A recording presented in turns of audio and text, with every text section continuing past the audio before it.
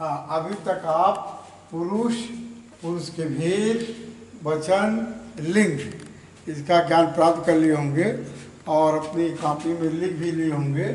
स्मरण तो होगा ही।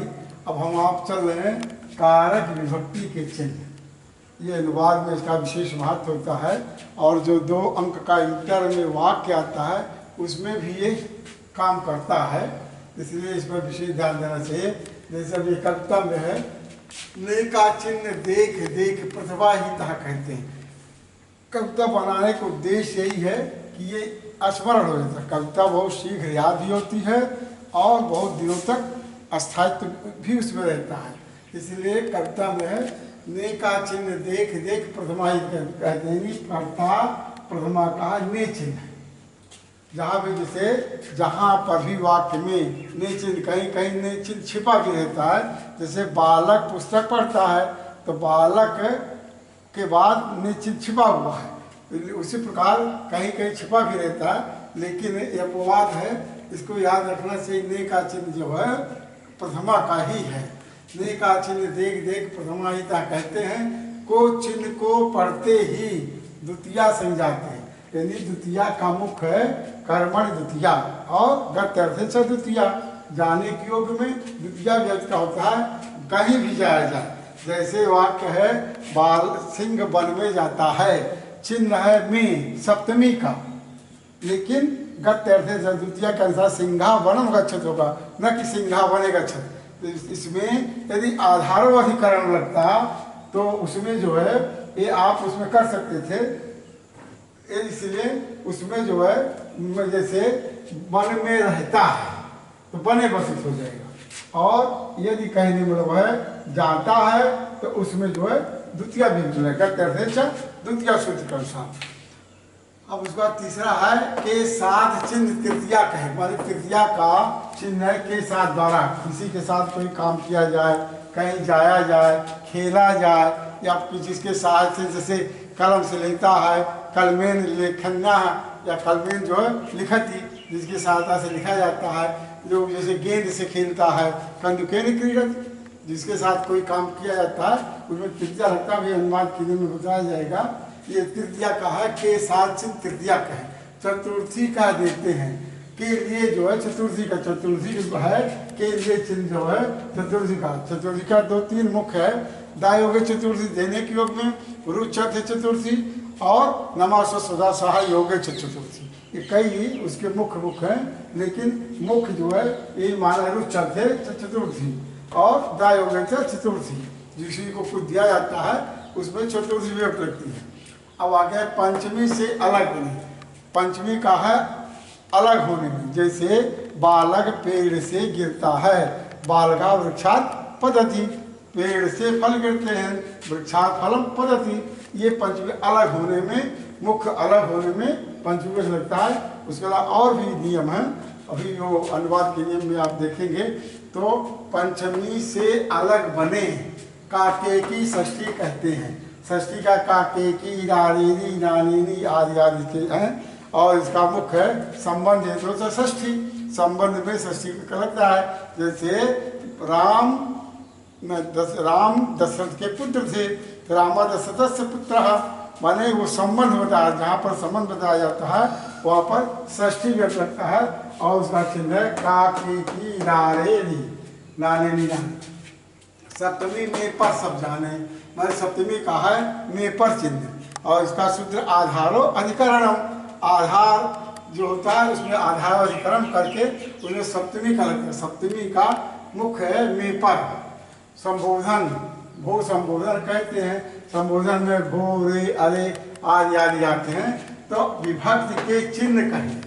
अच्छे बच्चे देते हैं, जो आदर बच्चे माने गए हैं, वो तुरंत इसको अपनी कॉपी में लिख लेते हैं और उसको याद कर लेते हैं। क्योंकि पुस्तक में लिखी हुई विद्या दूसरे के हाथ में गया हुआ धन, आवश्यकता पड़ने पर ना मिले तो ना वो धन है ना वो विद्या है। इसलिए इसको आप लिख लीजिए। आगे अनुवाद के मुख्य जो नियम हैं, वैसे संस्कृत जो है अगाध है व्याकरण, लेकिन जो मुख्य है, जो आपके पाठ्यक्रम के अनुसार कुछ उपयोगी हैं, उन पर विशेष रूप से ध्यान दे करके लिखा भी दिया जाएगा और पढ़ा दिया भी जाएगा और समझाया भी जाएगा।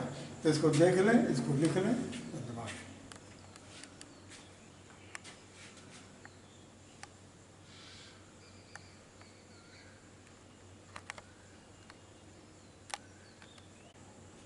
और अब जैसे प्रथमा कहते कर्ता, कर्ता में इसका चिन्ह ने, जैसे और इसके अलावा जो कर्तवाच्य में कर्ता ने प्रथमा का प्रयोग किया जाता है और विशेष उसका केवल कर्ता ही जो कर्ता होता है उसी का प्रयोग प्रथमा में किया जाता है।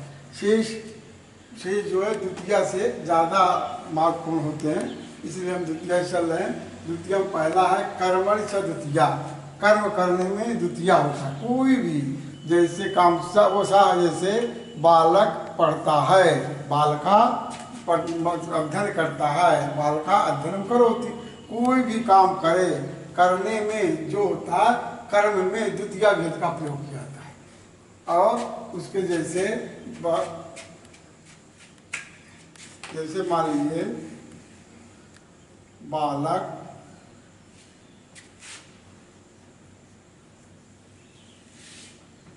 अध्ययन करता है। अब बालक जो है कौन सा काम कर, अध्ययन का, तो बालका अध्ययनम करोति, किसान खेती करता है। जैसे है किसान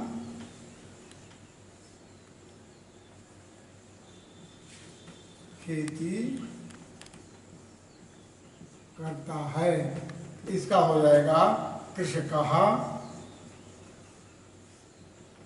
कृषि करोति। माने जो भी काम करेगा उसमें द्वितीया का प्रयोग किया, इसलिए कहते हैं कर्मणि च द्वितीया, कर्म में द्वितीया भेद का प्रयोग किया जाता है। और दूसरा है गत अर्थे च द्वितीया, जाने के योग में कहीं भी जाए, कहीं भी जाया जाए उसमें द्वितीया भेद का प्रयोग। जैसे सिंह वन में जाता है, सिंह वन में जाता है।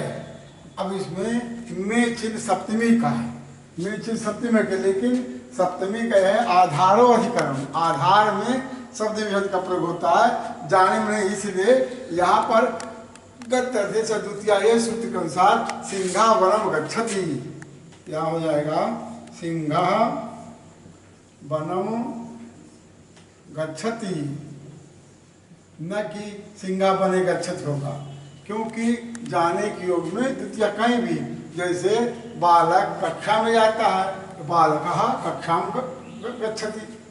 जैसे कोई बालक घर से बाहर जाता है, घर से कक्षा में जाता है तो गृहात हो जा, अलग हो जा, घर कक्षा से क्या हो रहा है, घर से अलग होकर के कक्षा में जा रहा है। इसलिए उसमें जहाँ जाएगा उसमें द्वितीया और जहाँ से अलग होगा उसमें पंचमी, अलग हेतु च पंचमी।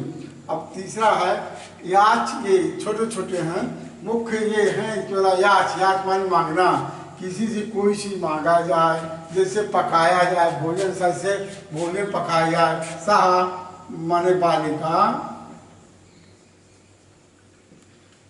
भोजन पकाती है।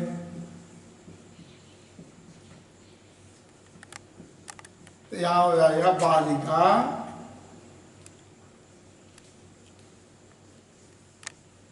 क्या पका रही, भोजन, इसलिए भोजन में द्वितीय लगे भोजनम पचति, हो जाएगा बालिका भोजनम पचति, बालिका भोजन पचाती है, पकाती है। तो ये जो है इसका जैसे है करने में आगे पूछना, जैसे छात्र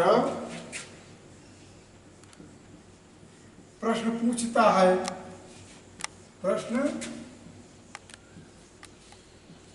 पूछता है, तो क्या पूछता है, प्रश्न पूछता है, तो छात्रः प्रश्नं पृच्छति,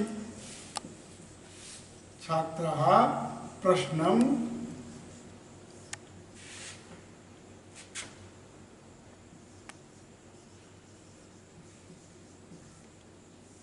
छात्रः प्रश्नं पृच्छति, छात्र प्रश्न पूछता है। अब ये बोलना, बोलने में भी द्वितीय लगता है। जैसे बालक प्रश्न बोलता है, बालका प्रश्नम वदति, बालका प्रश्नम, चुपका बोल रहा है, प्रश्न बोल रहा है या उत्तर बोल रहा है, उत्तरम हो जाएगा। नी माने ले जाना, ले जाना। जैसे राम भार ले जाता है, क्या ले जा रहा भार, तो राम भारम वहति, रामा भारम वहति, राम भार ढोता है, ले जाता है। चुराना, चुराने की योग में भी द्वितीय लगती है। साधन से चोर धन को चुराता है।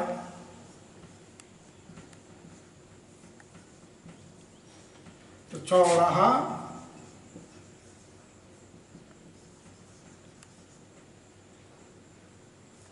धर्म चोरति,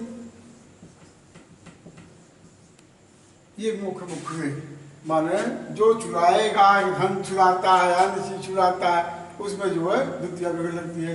इसमें जो है गतर थे कर्मणि से द्वितीय, गतर से द्वितीय, याच मांगना, पच पकाना, प्रच पूछना, ब्रू बोलना, नी ले जाना, फ्री। आज 16 है धातुएं, लेकिन मुख्य मुख्य है। इन धातुओं में सदैव द्वितीय विभक्ति का प्रयोग किया जाता है। इसको लिख लीजिए।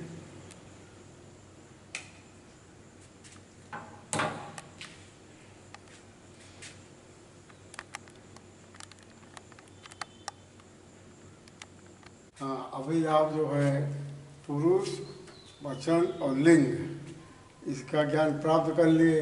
उस अनुवाद के नियम में प्रथमा विभक्ति, द्वितीय विभक्ति, ये आपकी समझ में आ गया होगा। अब आज बताएंगे तृतीया विभक्ति, जिसकी सहायता से कोई काम किया जाता है, जिसकी सहायता से कोई काम किया जाता है, उसमें तृतीया विभक्ति का प्रयोग किया जाता है। और एनांग विकारा, एनांग विकारा का मतलब होता है जिसमें कोई विकार है, कमी, उसमें जो है तृतीया। जैसे राम पर से लड़ा है, जैसे है वाक्य,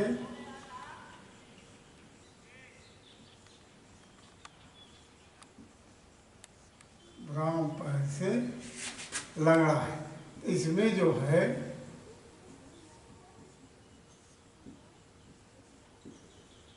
इसमें पैर में विकार है, इसलिए इसमें तृतीया विभक्ति लगी। तो ये रामः पादेन खंजः हो जाएगा, रामः पादेन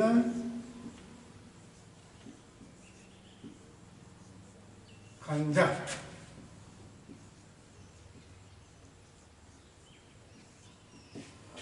कहीं भी जैसे पैर से लंगड़ा है, हाथ से लूला है, तो सो जाएगा हस्तेन खंजा। इसलिए इसमें जो है तृतीया विभक्ति का प्रयोग किया जाता है। जिस अंग में विकार होता है उसमें तृतीया विभक्ति का प्रयोग किया जाता है। उसके अलावा है सह साकम समम योगी, माने किसी तुलना की जाए या किसी के साथ कोई काम से, राम गेंद से खेलता है, जैसे है राम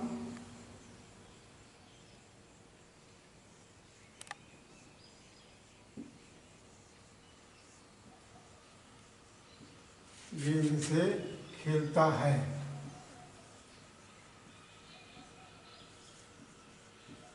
तो अब राम जो है गेंद किसके सहयोग से, सहायता से खेल रहा है, इसलिए गेंद में तृतीया विभक्ति का प्रयोग किया जाएगा। हो जाएगा रामः कंदुकेन क्रीडति, रामा कंदुकेन क्रीड, किसी के साथ जाया जाए, उसमें भी तृतीय से राम श्याम के साथ जाता है। हो जाएगा रामा श्यामेन सह गच्छति। तृतीया में मुख्य मुख्य यही है, अंग में विकार, किसी अंग में विकार होता है उसमें तृतीया भेद का प्रयोग किया जाता है। और सहसाकम साधन योगम से तृतीया, किसी के साथ कोई काम किया जाए या किसी के साथ कहीं जाया जाए उसमें लगता है बिना योग में द्वितीय द्वितीय तृतीया पंचमी का प्रयोग होता है, वो सही है, माने कोई भी कर सकते हैं, लेकिन इसमें ईनांग विकार में और साथ ही इसमें तृतीया भेद का प्रयोग होता है। अब इसको देख ले, अगला चतुर्थी में चले।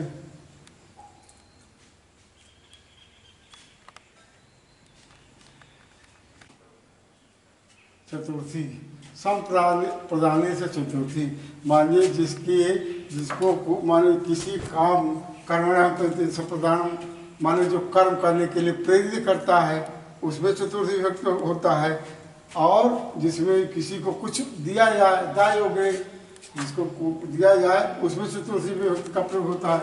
जैसे राम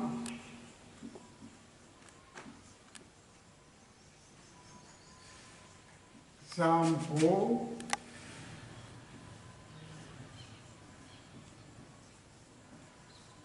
पुस्तक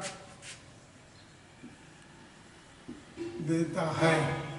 इसमें राम जो है श्याम को पुस्तक दे रहा है, लेकिन ध्यान देना पड़ेगा कि यदि पुस्तक से उसका संबंध विच्छेद होता है तब चतुर्थी भेद का प्रयोग हो। यदि संबंध है, यदि राम पुस्तक श्याम को देता है, फिर यदि जो है कुछ समय के लिए देता है, बाद में उसको वो लेना चाहता है, तो वहाँ षष्ठी है, क्योंकि संबंध है तो षष्ठी, संबंध में षष्ठी का प्रयोग किया जाता है। और यदि पुस्तक दे रहा है फिर लेने की उसकी अपेक्षा नहीं है, तो वहाँ पर चतुर्थी भेद का प्रयोग होगा।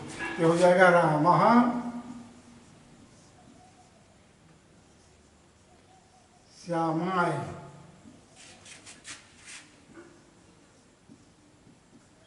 पुस्तकम ददाति। केवल इतने है, यदि उससे संबंध है, संबंध पुस्तक को कुछ समय के लिए दे रहा है, फिर पुस्तक लेने की इसकी इच्छा है, अपेक्षा से दे रहा है, तो वहाँ पर षष्ठी लगेगा।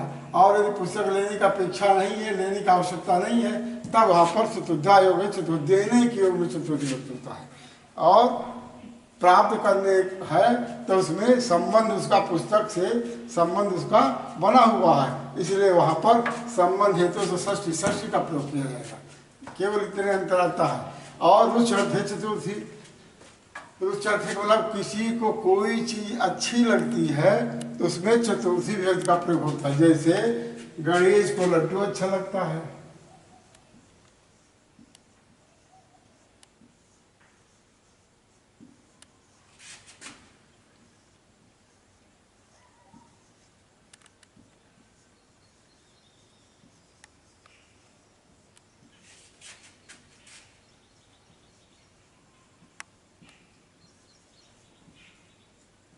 तो यहाँ पर गणेश को लड्डू अच्छा लगता है, इसलिए रुचर्थी चतुर्थी सूत्र के अनुसार गणेशाय मोदकम रोचते।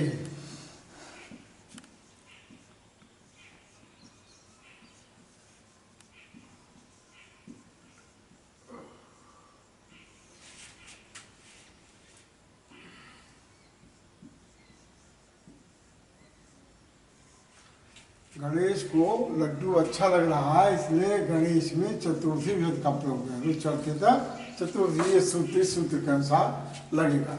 अब इसके अलावा नमः स्वस्ति स्वाहा सुधा अलम, अलम माने पर्याप्त, इसके योग में जैसे बोलते गणेशाय नमः,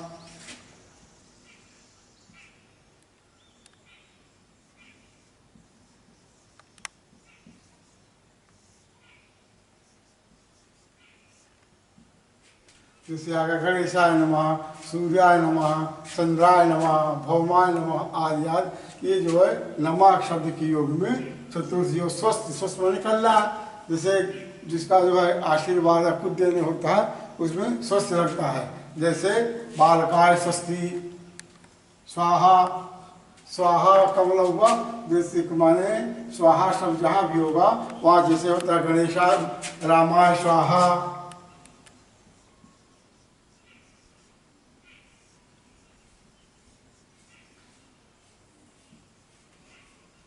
हवन देखे होंगे, करते समय किसी देवी देवताओं का नाम ले करके स्वाहा शब्द का प्रयोग किया जाता है। तो गणेशाय स्वाहा, रामाय स्वाहा, सरस्वती स्वाहा आदि जो है स्वाहा के योग में चतुर्थी। सुधा का भी जो होता है सुधा स्वाहा, इसमें चतुर्थी का प्रयोग किया जाए। अलम, अलम माने पर्याप्त, अलम शब्द जहाँ पर रहेगा वहाँ पर भी चतुर्थी विभक्ति का प्रयोग किया जाता है। अब इसके अलावा आपका आगा क्रुद्ध, जिस पर क्रोध किया जाता है, जिस पर क्रोध किया जाता है उसमें चतुर्थी विभक्ति का प्रयोग होता है। जैसे रामा श्यामा कुप्पति, रामा श्यामाय कुप्पत भी होता है क्रुद्धति।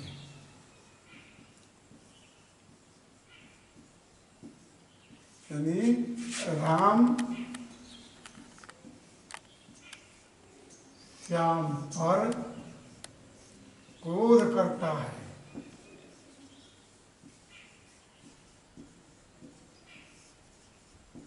राम श्याम पर क्रोध करता है। रामा श्यामा कुप्पति, कुद्धति, कुप्पत भी और द्रोह मान किसी से द्रोह करना, किसी से ईर्ष्या करना या किसी की निंदा करना। जैसे रामा श्यामा निंदती, राम श्याम की निंदा करता है।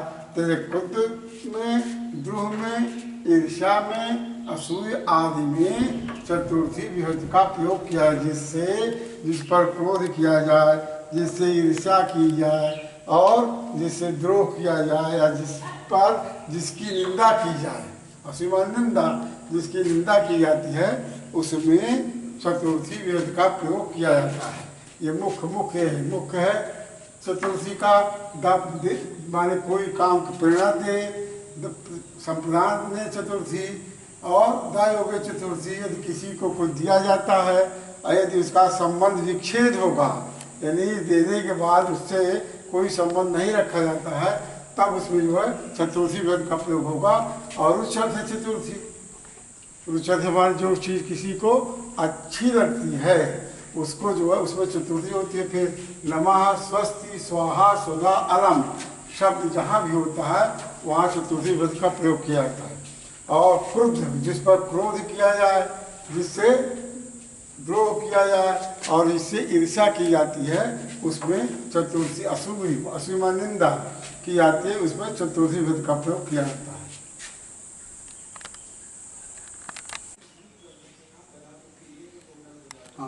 अपादानी पंचमी माने पंचमी विभक्ति का प्रयोग अपादानी अलग होने में। यदि कोई वस्तु कहीं से अलग होती है या वहाँ से जाती है या गिरती है उसमें पंचमी विभक्ति का प्रयोग होगा। यदि कोई वस्तु जैसे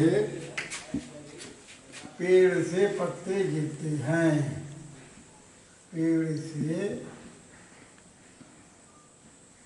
पत्ते गिरते हैं,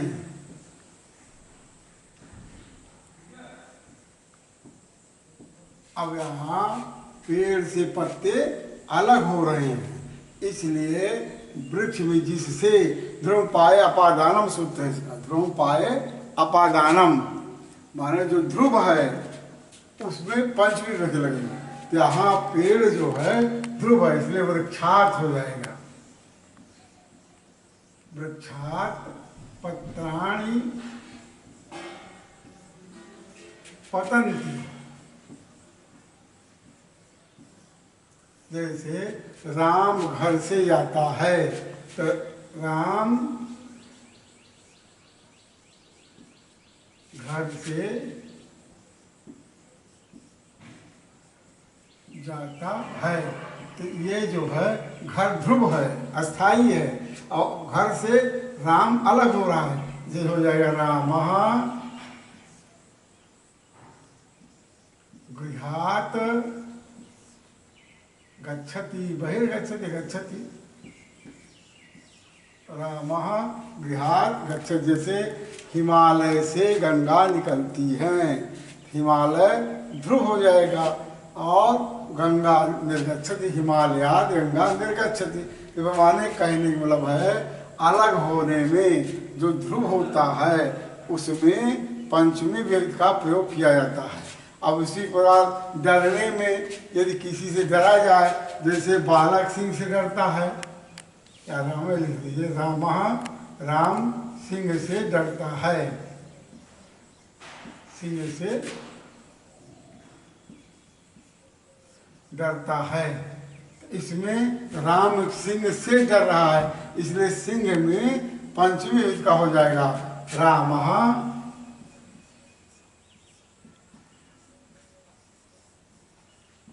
सिंहात बिभेति।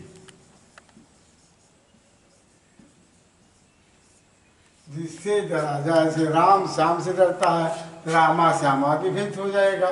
जिससे डरा जाएगा उसमें पंचमी व्यक्ति का प्रयोग होगा। और उसी प्रकार जिससे रक्षा की जाए, जैसे पापात रक्षमाम, पाप से मेरी रक्षा करो, तो पाप से रक्षा करना है, इसलिए पाप में पंचमी युक्त का प्रयोग होगा। पापात रक्षमाम या रामा श्यामा रक्षमाम, राम का श्यामा श्यामा रक्ष, राम का श्याम से रक्षा करो। जो भी हो जिससे रक्षा की जाए उसमें, या जिससे रक्षा की मांग की जाए उसमें पंचमी विभक्ति। इसी प्रकार से जो दूर हो या इतर बिना के द्वितीय तृतीया पंचमी मान पंचमी भी लगता है, षष्ठी भी लगता है, तृतीया भी लगता है। इसलिए मुख्य है अलग होने में, डरने में, रक्षा करने में। ये जो है इसका पंचमी का ये मुख्य ये है। देख लीजिए, नोट कर लीजिए। ये जो है 2 अंक का इंटर में भी आता है विभक्ति वचन का। यदि तैयार रहा तो 2 अंक ही आपका शुद्ध रूप से तैयार है।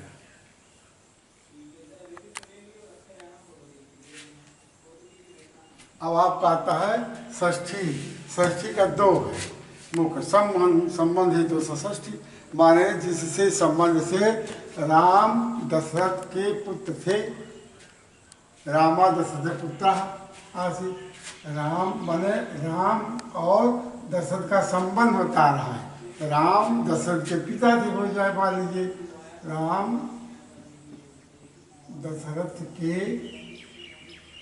पिता थे।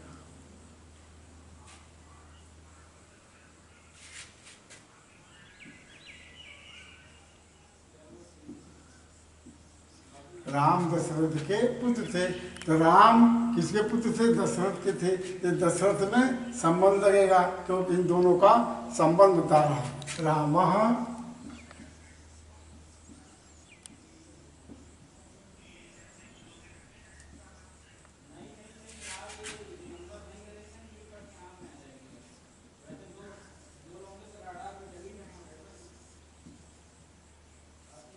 तो संबंध भी जहाँ भी होगा, संबंध है तो षष्ठी। और तुलना करने में, किसी की समानता बताने में, जहाँ किसी की समानता बताई जाए वहाँ पर षष्ठी लगता है, जहाँ पर किसी की तुलना की जाए वहाँ पर षष्ठी लगता है।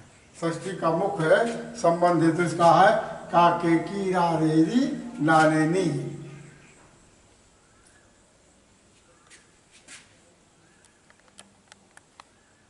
और सप्तमी का है आधारो अधिकरणम, जो आधार होता है। जैसे बालक घर में रहता है, बालक घर में रहता है, तो कहाँ रहता है? घर। घर उसका आधार है, इसलिए घर में सप्तमी लगेगा। रामा गृहे वसति, बालकः गृहे वसति।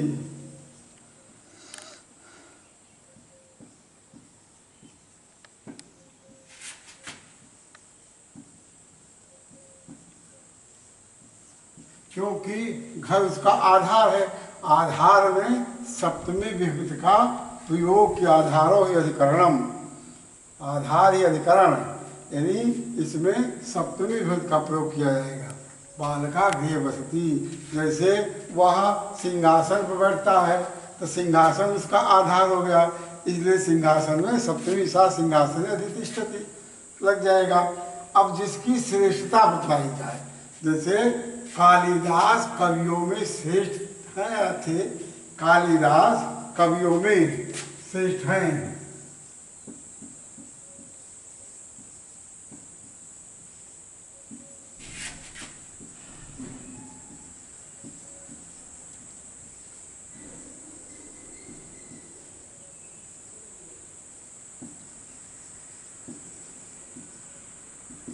हो जाए कालिदासः, कालिदासः कवीषु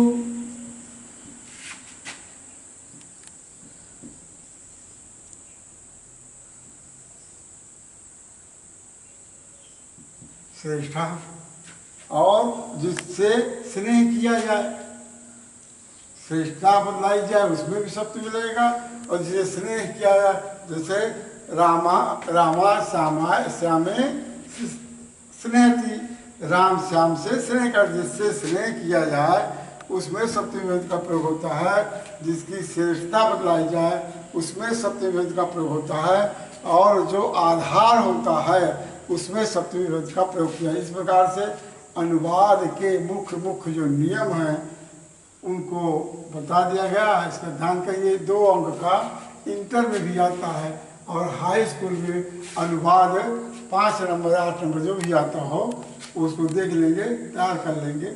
बस इतने अनुवाद के नियम हैं।